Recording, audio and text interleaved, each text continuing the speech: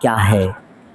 حضرت انس رضی اللہ عنہ نے بیان کیا کہ حضرت عبداللہ بن سلام رضی اللہ عنہ کو جب رسول کریم صلی اللہ علیہ وسلم کے مدینہ تشریف لانے کی خبر ملی تو وہ آپ کی خدمت میں آئے اور کہا کہ میں آپ سے 3 چیزوں کے بارے میں پوچھوں گا جنہیں نبی کے سوا اور کوئی نہیں جانتا۔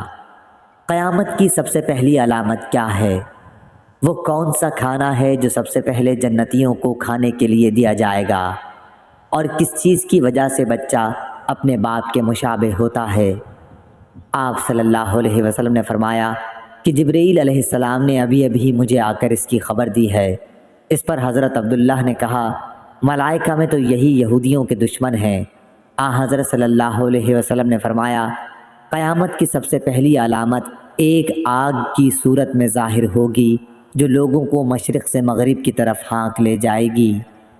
سب سے پہلا کھانا جو اہل جنت کی دعوت کے لیے پیش کیا جائے گا وہ مچھلی کی کلیجی پر جو ٹکڑا لٹکا رہتا ہے وہ ہوگا۔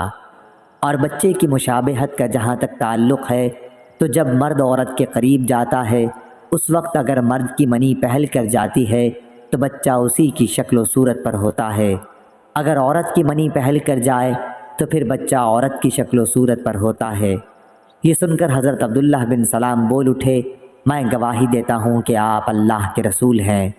پھر عرض کیا یا رسول اللہ یہود انتہا کی جھوٹی قوم ہے، اگر آپ کے دریافت کرنے سے پہلے میرے اسلام قبول کرنے کے بارے میں انہیں علم ہو گیا تو آپ صلی اللہ علیہ وسلم کے سامنے مجھ پر ہر طرح کی تہمتیں دھرنی شروع کر دیں گے۔ چنانچہ کچھ یہودی آئے اور حضرت عبداللہ رضی اللہ عنہ گھر کے اندر چھپ کر بیٹھ گئے۔ حضرت صلی اللہ علیہ وسلم نے ان سے پوچھا تم لوگوں میں عبداللہ بن سلام کون صاحب ہیں؟ سارے یہودی کہنے لگے وہ ہم میں سب سے بڑے عالم اور سب سے بڑے عالم کے صاحبزادے ہیں، ہم میں سب سے زیادہ بہتر اور ہم میں سب سے بہتر کے صاحبزادے ہیں۔ حضرت صلی اللہ علیہ وسلم نے ان سے فرمایا اگر عبداللہ مسلمان ہو جائیں تو پھر تمہارا کیا خیال ہوگا؟ انہوں نے کہا اللہ تعالیٰ انہیں اس سے محفوظ رکھے۔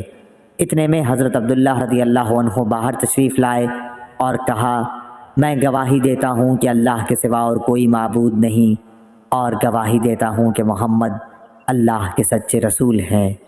اب وہ سب ان کے متعلق کہنے لگے کہ ہم میں سب سے بدترین اور سب سے بدترین کا بیٹا ہے، وہی وہ ان کی برائی کرنے لگے۔